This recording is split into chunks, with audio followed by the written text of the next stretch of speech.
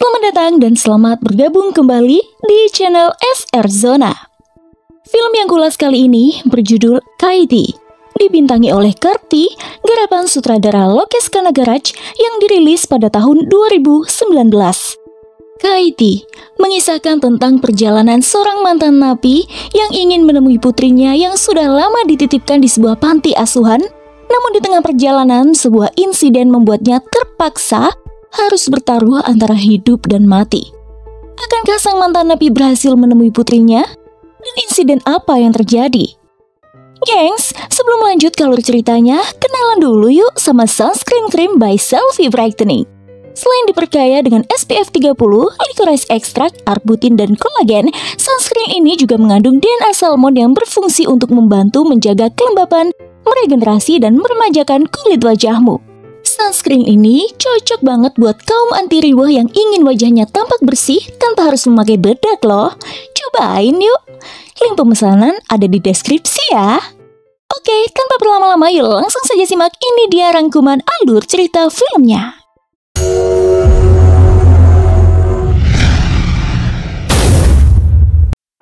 Jam menunjukkan pukul 8 malam. Salah satu pengasuh panti asuhan menyampaikan kabar gembira pada seorang gadis bernama Amuda bahwa besok akan datang orang penting yang menemuinya. Amuda berusia 10 tahun dan 10 tahun itu pula ia sudah menjadi penghuni panti asuhan tersebut tanpa pernah ada yang menjenguknya. Jika esok ada yang ingin menemui Amuda, siapakah ia? Gadis cilik itu menunggu dengan cemas. Di tempat lain, Inspektur Bejoy dan timnya menangkap sebuah kontainer yang menyelundupkan 900 kg kokain. Detik itu juga, para pelaku penyelundupannya ditahan di kantor komisaris. Sementara barang-barang haram yang disita polisi disimpan di sel rahasia bawah tanah yang juga ada di sana. Diketahui, gembong sindikat tersebut bernama Adai Kalam, seorang penyelundup berbahaya di Trisi, Tamil Nadu, yang berstatus buron dan tak seorang pun polisi tahu tampangnya. Bijoy, meski dengan luka di tangan kanannya, masih tetap antusias memimpin operasi rahasia untuk menangkap Adai Kalam. Di waktu yang sama, di sebuah markas gangster, Anbu, adik Adai Kalam yang temperamental, menerima telepon dari seorang polisi korup, Stephen Raj, direktur divisi narkotik. Stephen menawarkan kerjasama pada Anbu dengan imbalan 20 kg kokain. Dari Stephen lah, Anbu tahu 5 nama polisi yang telah menyita 900 kg barang haramnya. Tak hanya itu, Stephen juga mengatakan bahwa dalam geng Anbu ada penyusup yang senantiasa memberikan info pada polisi. Sebenarnya yang dimaksud Stephen adalah Ajas Ahmed, anggota polisi yang sudah 2 tahun menyamar menjadi Sampat, salah satu anggota geng Anbu. Untungnya, saat itu Stephen belum mengantongi nama pasti si penyusup. Anbu yang menggebu-gebu berencana untuk menangkap dan membunuh petugas polisi yang terlibat dalam penggerbekan tersebut dan mengambil kembali barang selundupan. Untuk itu, Anbu mengadakan sayembara kepada jajaran gangster guna menghabisi 5 polisi tersebut serta memimpin langsung penyerbuan gudang bawah tanah di kantor komisaris polisi yang menyimpan kokain milik kakaknya.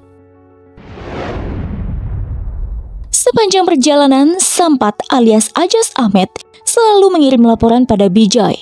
Sementara itu, Stephen merekrut satu polisi korup bawahannya, Pal Pandi, sebagai mata-mata di mana saat itu tengah diadakan sebuah acara menyambut pelepasan sang IG atau Inspektur Jenderal Polisi di rumah dinas yang bersangkutan. Namun, Anbu dan Stephen telah bekerja sama untuk melumpuhkan seluruh polisi seisi kota yang hadir di sana menggunakan Rohypnol, sejenis sedatif kuat yang dicampur dalam minuman beralkohol. Melalui Pal Pandi, mereka berhasil membuat seluruh polisi jatuh pingsan usai menenggak minuman beralkohol.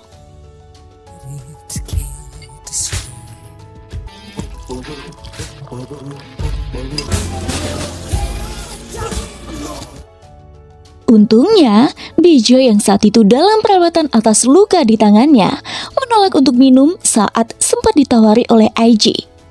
Mengetahui kekacauan melanda di malam pesta, Bijoy dibantu oleh juru masak dan asisten rumah tangga lainnya berupaya menyelamatkan para polisi.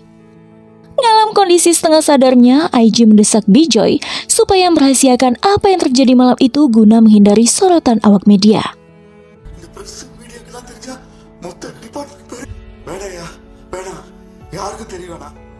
Bijoy hubungi seorang dokter yang dipercaya bisa membantunya dan sang dokter meminta Bijoy untuk segera membawa para polisi ke rumah sakitnya. Sungguh sial, tak seorang pun yang bisa membawa satu-satunya kendaraan yang tersisa di sana, yakni berupa truk pengangkut catering makanan yang telah dipesan khusus acara IG. Sayangnya sang sopir juga mengalami nasib serupa dengan para polisi. Di tengah kepanikannya, Bijoy ingat bahwa ada seorang napi yang terborgol di salah satu mobil polisi. Dialah Dilly. Dilly adalah seorang tahanan seumur hidup yang beruntung mendapat banyak remisi dan baru saja keluar dari penjara dengan pembebasan bersyarat dan berharap bisa bertemu dengan putrinya yang belum pernah dilihatnya selama 10 tahun mendekam di balik jeruji besi yang sayangnya masih dicurigai oleh polisi lain hingga akhirnya diborgol dan hendak dibebaskan esok paginya. Melalui Nalini, salah satu petugas dari penjara Puzzle yang bertanggung jawab atas kebebasan bersyarat Dilly, Bijoy meyakinkan sang mantan napi untuk membantunya menyelamatkan nyawa para polisi. Dilly menolak, ia enggan terlibat dengan yang bukan urusannya. Tujuannya kini hanya ingin berjumpa putrinya. Bijoy memanfaatkan peluang itu untuk mengancam Dilly bahwa ia tidak akan membiarkan Dilly bertemu putrinya jika Dilly menolak permintaan bantuan polisi.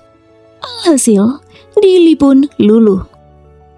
Akhirnya, dengan truk catering, Bijoy, Dilly, dan Kamachi selaku salah satu anggota tim catering membawa para petugas polisi tidak sadarkan diri itu yang telah dimasukkan ke dalam bak truk untuk dibawa ke rumah sakit secepat mungkin. Sepanjang perjalanan yang penuh ketegangan, Bijoy tak tahu bahwa di belakang sana, Palpandi, si polisi korup yang berpura-pura tidak sadarkan diri, sedang sibuk memberikan informasi keberadaan truk yang mereka tumpangi kepada geng Anbu. Sementara itu di kantor komisaris polisi, 3 orang mahasiswa ditahan sebab berkendara dalam keadaan mabuk. Kemudian datang pula 2 temannya ingin menjamin kebebasan mereka, namun diminta menunggu hingga sang inspektur tiba. Selain itu, di sana menunggu pula seorang konstabel yang baru dipindah tugaskan bernama Napoleon. Bijoy yang sempat menerima pesan dari Ajas bahwa Anbu dan anak buahnya mendekati kantor komisaris memerintah seorang petugas polisi jaga bernama Mutu untuk mengumpulkan polisi yang tersisa di seluruh kota yang ternyata hanya ada dirinya dan 3 konstabel lain saat itu untuk segera menutup gerbang, pintu, dan jendela kantor komisaris. Namun Mutu dan 3 polisi lainnya yang merasa sesuatu buruk akan terjadi memilih untuk meninggalkan kantor dan bergegas pulang. Ia tinggalkan konstabel Napoleon dan 4 mahasiswa serta 1 mahasiswi di sana. Tak lama, Bijoy kembali menelpon dan dijawab oleh Napoleon. Ning yaar nggak? Yo, Bijoy base reh, Special Task Force. Ayah! Mengetahui tak ada lagi polisi yang tersisa selain sang konstabel pindahan dan 5 anak muda di sana, terpaksa Bijoy memerintahkan Napoleon dan 5 mahasiswa itu untuk menutup semua kemungkinan akses keluar masuk orang di kantor komisaris guna berjaga-jaga dari serangan gangster Anbu dan mencegah geng Anbu membebaskan anggota yang ditahan.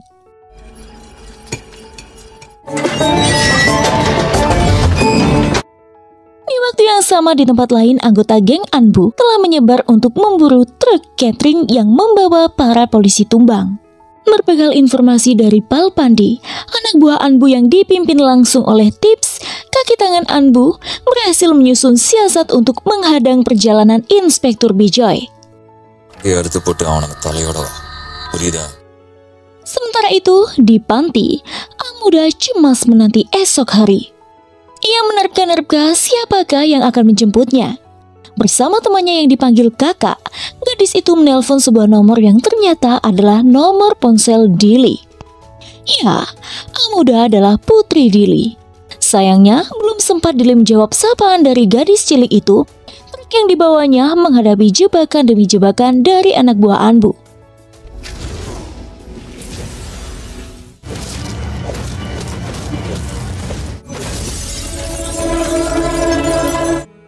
Setelah berhasil melewati hutan bambu, terjadilah aksi balap menegangkan di jalanan.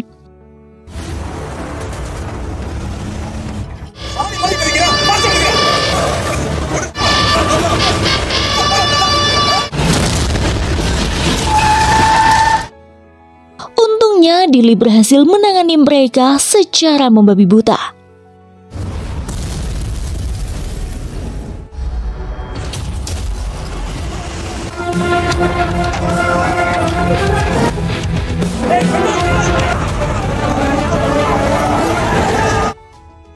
Mereka melanjutkan perjalanan. Dili mencoba menelpon balik nomor yang Amuda gunakan, tapi si penjaga mengatakan bahwa ini sudah terlalu larut untuk menyampaikan pesan ke gadis cilik itu. Untuk mengobati rasa rindu Dili, si penjaga mengirim foto Amuda melalui WhatsApp yang kebetulan saat itu susah sinyal di sana. Foto Amuda pun sulit di-download. Belum lama mereka melaju, di tengah jalanan hutan, nampak roda api berputar hingga menghalangi jalan truk mereka.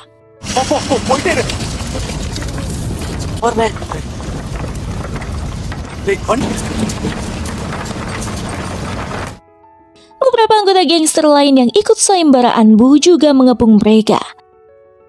Botol-botol minuman dilemparkan hingga melukai para penumpang, bahkan merusak kaca jendela truk catering. Terjadi perdebatan antara dua geng di sana yang mana Dili memanfaatkan kondisi itu untuk mendapat kesepakatan dengan Bijoy terkait imbalan apabila ia berhasil mengantar para polisi dengan selamat ke rumah sakit, maka Bijoy harus memberikan fasilitas terbaik untuk Amuda. Mengingat selama 10 tahun ini sang anak hidup penuh kekurangan di panti asuhan.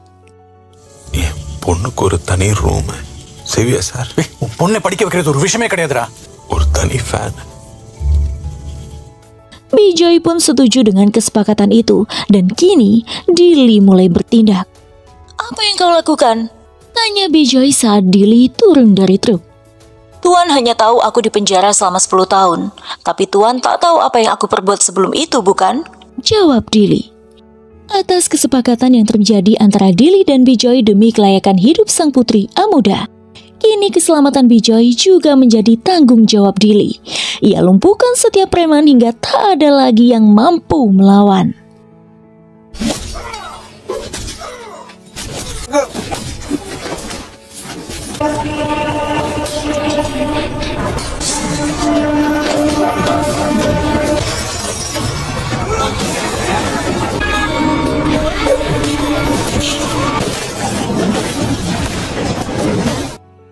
Ketegangan juga terjadi di kantor komisaris. Anbu dan anak buahnya mencari celah untuk menerobos masuk ke dalam.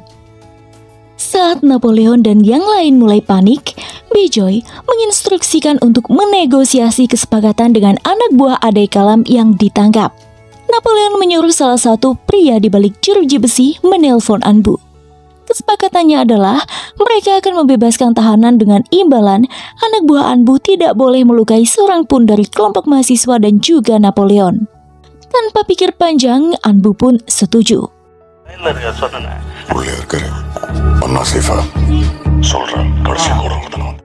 Sesaat sebelum kunci trali besi diserahkan, Ajas yang baru sempat mengetahui bahwa Adai Kalam ada di dalam segera menginformasikan pada Bijoy. Dengan cepat Bijoy kembali menginstruksikan Napoleon untuk segera membatalkan kesepakatan tersebut. Dan benar saja, Adai Kalam ada di dalam penjara.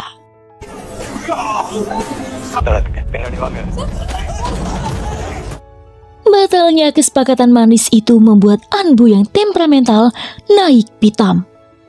Dari dalam, para tahanan berteriak memberitahu Anbu jalan tikus untuk masuk ke dalam. Tak habis akal, para mahasiswa membuat suara sound system yang dapat meredam teriakan Adai Kalam. Adai Kalam dan yang lain dibuat kesal oleh para mahasiswa. Di tengah ketegangan itu, Ajas terus menginformasikan perkembangan kondisi yang terjadi pada Bijoy. Begitupun dengan si polisi korup Balpandi yang terus memberikan informasi lokasi pada Tips. Gengs, sebelum lanjut ke alur ceritanya, aku mau nanya, siapa nih yang hobi nonton film horor?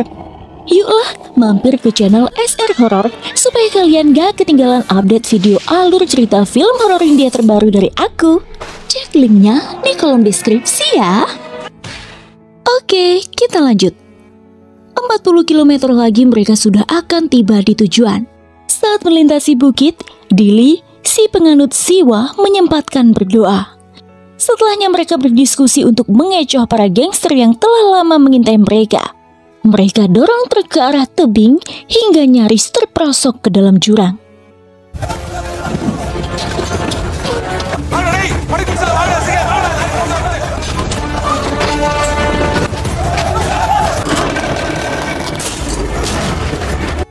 Dengan sigap, Dili melompat di bangku kemudi lalu mengendalikan truk dan melajukannya menuruni bukit, lari dari kejaran para gangster. Sayangnya dalam pelarian itu, Bijoy terkena pukulan yang menyebabkan polisi tersebut cedera dan pingsan. Dili hentikan laju truk dan turun bersama Kamachi. Mereka selamatkan Bijoy dan berhasil membawanya ke sebuah sekolah.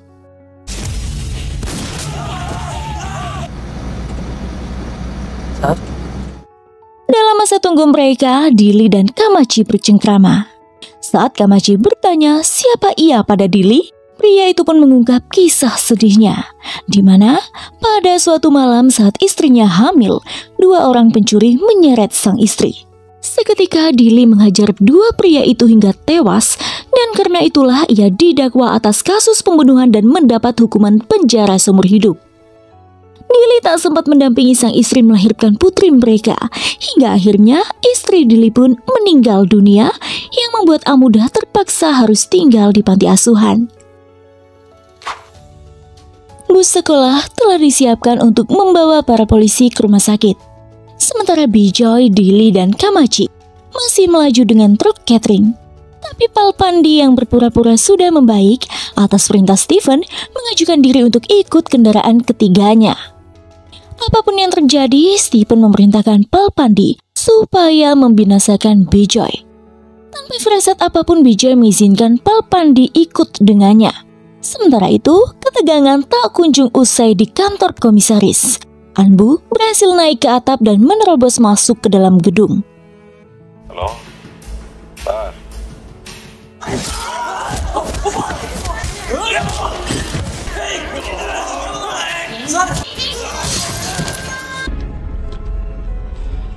Untungnya para mahasiswa melumpuhkan dan mengikatnya.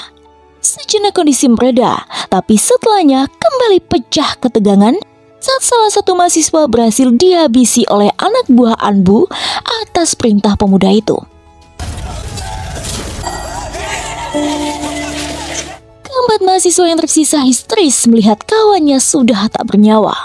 Sementara Anbu tertawa puas melihat penderitaan mereka. Napoleon yang sudah muak dengan ulah Anbu akhirnya mengambil alat pemadam api lalu menghantamkannya ke kepala pemuda itu. Mengetahui sang adik sudah tak bersuara, Adik Kalam bersumpah akan membunuh mereka semua. Di rumahnya, Stephen yang sedari tadi menunggu informasi daftar anggota polisi yang kini tengah dalam penyamaran, akhirnya mendapati bahwa Ajas Ahmed masuk dalam daftar tersebut dan Ajas menyamar sebagai anak buah Anbu, adik Adik Kalam sebagai Sampat. Sementara itu, Dili dan yang lain terjebak di sebuah tambang, di mana di sana Tips dan anak buahnya telah menunggu. Saat Dili hendak menghadapi mereka, tiba-tiba Palpandi telah menikamnya dari belakang. Dili pun tumbang. Tips langsung menghajar Bijoy dan nyaris membunuhnya. Hingga akhirnya Ajas tiba berpura-pura akan membantu melenyapkan Bijoy. Padahal sebenarnya Tips sudah menerima info dari Stephen bahwa Sampat alias Ajas Ahmed ialah penyusup. Ajas Ahmed. Itu una madre இருக்காம்பா. இல்ல? Ajas Ahmed. Kamachi yang tertawan berusaha membangunkan Dili yang pingsan. Giwang yang Dili titipkan pada Kamachi untuk diberikan pada Amuda, kelak jika hal buruk terjadi padanya, diinjak oleh Tips, membuat Dili seketika membuka mata dan melakukan perlawanan ekstra.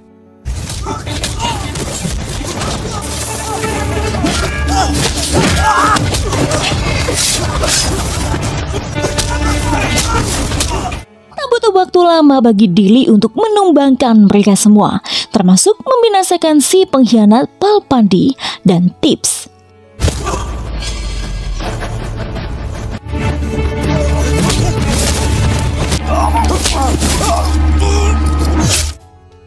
Sementara kericuhan yang terjadi di kantor komisaris sudah tak bisa diungkapkan dengan kata-kata. Sekilas tampak terjadi peperangan antara konstabel dan 4 mahasiswa dengan para gangster Ade Kalam. Tapi tak lama, Dili, Bijoy, dan Kamachi berhasil tiba di sana. Berbekal informasi dari Bijoy, seorang diri Dili memasuki gedung melalui jalan rahasia dan mengirim para mahasiswa keluar melalui terowongan. Iya, ini poitnya ya. Napoleon yang masuk kembali mengundang rasa penasaran Dili. Keduanya tiba di gudang penyimpanan 900 kg barang haram milik Ade Kalam. Dengan penuh amarah, Napoleon ingin membakar seluruh barang itu. Sebelum akhirnya mereka menemukan senpi M134 yang disita dari geng Ade Kalam. Dipikir-pikir, daripada hanya membakar barang haram itu, Napoleon memutuskan untuk melenyapkan seluruh geng Ade Kalam supaya mereka tidak merusak kehidupan generasi penerus bangsa. Mereka mencapai lantai dasar saat para preman menerobos masuk. Dengan senpi tersebut, Dili melenyapkan geng Ade Kalam tanpa sisa.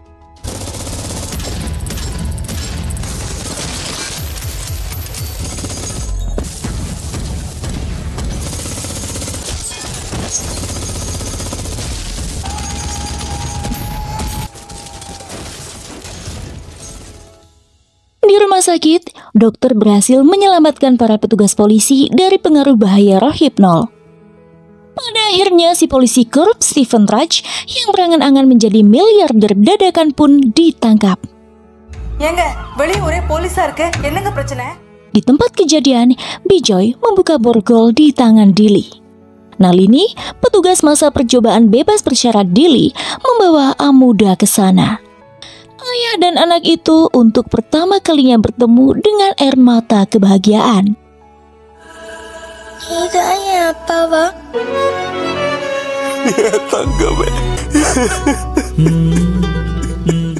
Bijoy berterima kasih kepada Dili dan hendak menepati janji untuk memberikan Amuda kehidupan yang lebih baik. Sebagai imbalan, Dili memberikan giwang yang mulanya ingin diberikan kepada Amuda untuk Putri Bijoy. Akhir film menampilkan Ade Kalam tetap mendekam di balik trali besi, sementara Dili, Amuda, dan Kamachi nampak berjalan di tepi jalan raya bersiap menjalani hidup baru mereka. Dan film pun selesai.